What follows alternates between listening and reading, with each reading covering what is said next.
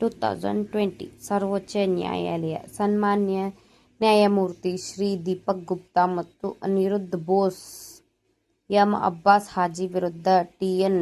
ಚೆನ್ನಕೇಶವ, ಮೂಲ ಅರ್ಜಿದಾರನ ಮೃತನಾಗಿರುವುದರಿಂದ ದಾಖಲೆಯಲ್ಲಿರುವ ಕಾನೂನು ಸಮ್ಮತ ಪ್ರತಿನಿಧಿಗಳು ವರ್ಗಾವಣೆಯ ಲಿಖಿತ ಪತ್ರಗಳ ಅಧಿನಿಯಮದ 138ನೇ ಪ್ರಕರಣದ ಅಡಿಯಲ್ಲಿ ಅಪರಾಧ ನಿರ್ಣಯಕ್ಕೆ ಗುರಿಯಾಗಿದ್ದಾರೆಂದು ಉಚ್ಚ ನ್ಯಾಯಾಲಯವು ದೂರುದಾರನ ಅಪೀಲನ್ನು ಪುರಸ್ಕರಿಸಿದೆ, ತೀರ್ಪು ನೀಡಿದೆ.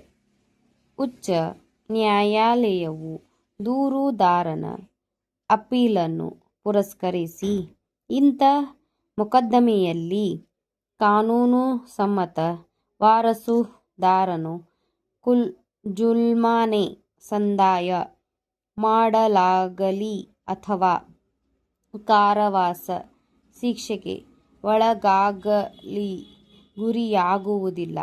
ಆದಾಗ್ಯೂ ಅವರು ತಮ್ಮ ಪೂರ್ವಾಧಿಕಾರಿಯು ಯಾವುದೇ ಅಪರಾಧದ ಅಪರಾಧಿಯಾಗಿರಲಿಲ್ಲವೆಂಬ ಉದ್ದೇಶಕ್ಕಾಗಿ ಮಾತ್ರ ತಮ್ಮ ಅಪರಾಧ ನಿರ್ಣಯವನ್ನು ಪ್ರಶ್ನಿಸುವ ಹಕ್ಕನ್ನು ಹೊಂದಿದ್ದಾರೆ.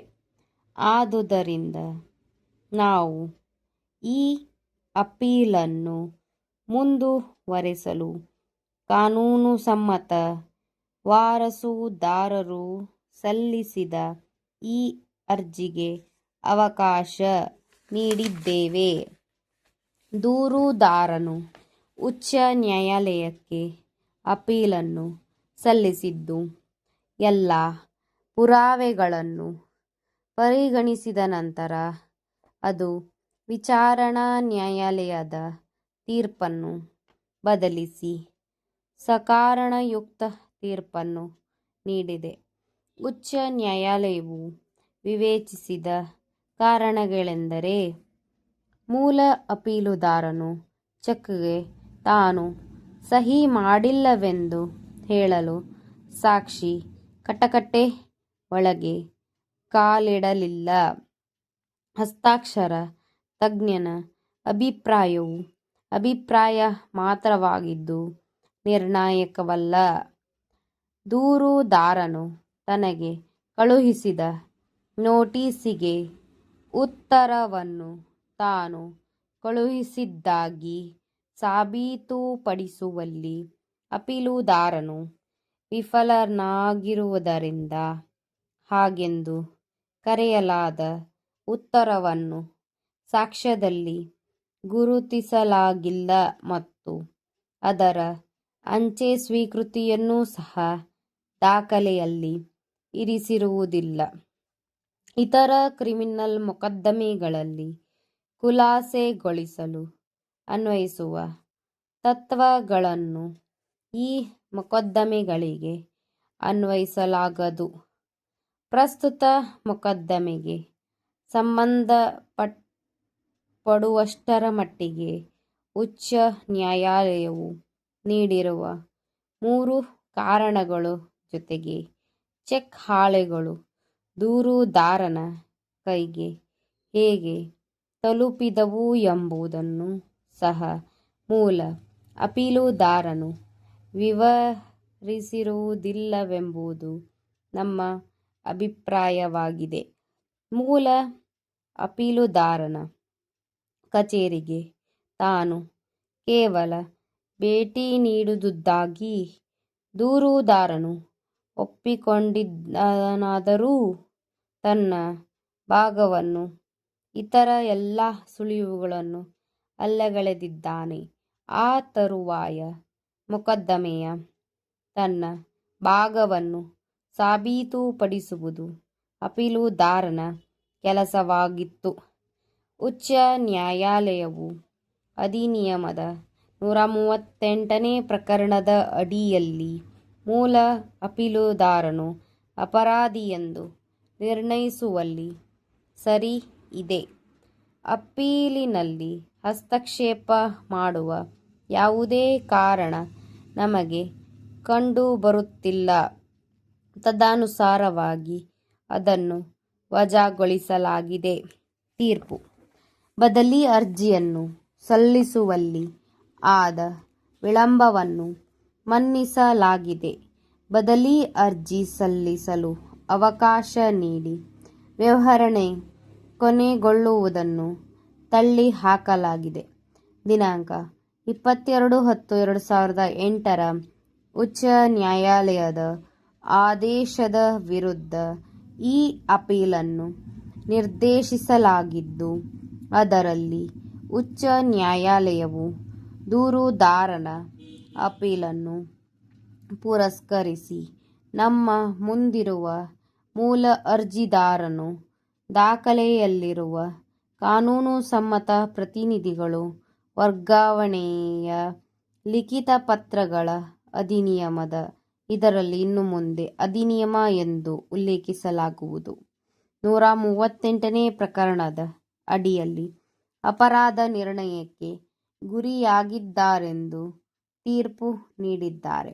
ಆತನು 5,10,000 ರೂಪಾಯಿಗಳ ಜುಲ್ಮಾನೆ ಸಂದಾಯ ಮಾಡುವ ಶಿಕ್ಷೆಗೆ ಗುರಿಯಾಗಿದ್ದು, ಅದಕ್ಕೆ ತಪ್ಪಿದಲ್ಲಿ 1 ವರ್ಷದ ಸಾದಾ ಕಾರಾವಾಸ ಶಿಕ್ಷೆಗೆ ಒಳಗಾಗಿದ್ದನು. ಇಂಥ ಮೊಕದ್ದಮೆಯಲ್ಲಿ ಕಾನೂನು ಸಮ್ಮತ ವಾರಸುದಾರನು ಜುಲ್ಮಾನೆ ಸಂದಾಯ ಮಾಡಲಾಗಲಿ ಅಥವಾ ಕಾರಾವಾಸ ಶಿಕ್ಷೆಗೆ ಒಳಗಾಗಲಿ ಗುರಿಯಾಗುವುದಿಲ್ಲ. ಆದಾಗ್ಯೂ ಅವರು ತಮ್ಮ ಪೂರ್ವಾಧಿಕಾರಿಯು ಯಾವುದೇ ಅಪರಾಧದ ಅಪರಾಧಿಯಾಗಿರಲಿಲ್ಲವೆಂಬ ಉದ್ದೇಶಕ್ಕಾಗಿ ಮಾತ್ರ ತಮ್ಮ ಅಪರಾಧ ನಿರ್ಣಯವನ್ನು ಪ್ರಶ್ನಿಸುವ ಹಕ್ಕನ್ನು ಹೊಂದಿದ್ದಾರೆ. ಆದುದರಿಂದ ನಾವು ಈ ಅಪೀಲನ್ನು ಮುಂದುವರೆಸಲು ಕಾನೂನು ಸಮ್ಮತ ವಾರಸುದಾರರು ಸಲ್ಲಿಸಿದ ಈ ಅರ್ಜಿಗೆ ಅವಕಾಶ ನೀಡಿದ್ದೇವೆ. ದೂರುದಾರನು ಪ್ರತಿವಾದಿಸಿದ ಈ ಮೊಕದ್ದಮೆಯು ಮೂಲ ಅಪೀಲುದಾರನು ತನ್ನಿಂದ 5 ಲಕ್ಷ ರೂಪಾಯಿಗಳನ್ನು ಎರವಲಾಗಿ ಪಡೆದಿದ್ದನು ಮತ್ತು ಆ ಮೊತ್ತದ ಮರುಸಂದಾಯಕ್ಕಾಗಿ ಸ್ಟೇಟ್ ಬ್ಯಾಂಕ್ ಆಫ್ ಮೈಸೂರು ಇವರಿಂದ ದಿನಾಂಕ 18/11/2001 ಒಂದು ಚೆಕ್ ಅನ್ನು ನೀಡಿದ್ದನು. ಚೆಕ್ ಅನ್ನು ಹಾಜರುಪಡಿಸಿದಾಗ ಸಾಕಷ್ಟು ಹಣವಿಲ್ಲವೆಂಬ ಕಾರಣಕ್ಕಾಗಿ ಅದನ್ನು ಅನಾದರಿಸಲಾಗಿತ್ತು. ತರುವಾಯ ಕಾನೂನು ನೋಟಿಸನ್ನು ನೀಡಲಾಗಿತ್ತು. ಇದನ್ನು ಯುಕ್ತವಾಗಿ ಮೂಲ ಅಪೀಲುದಾರನಿಗೆ ಜಾರಿ ಮಾಡಲಾಗಿದೆ.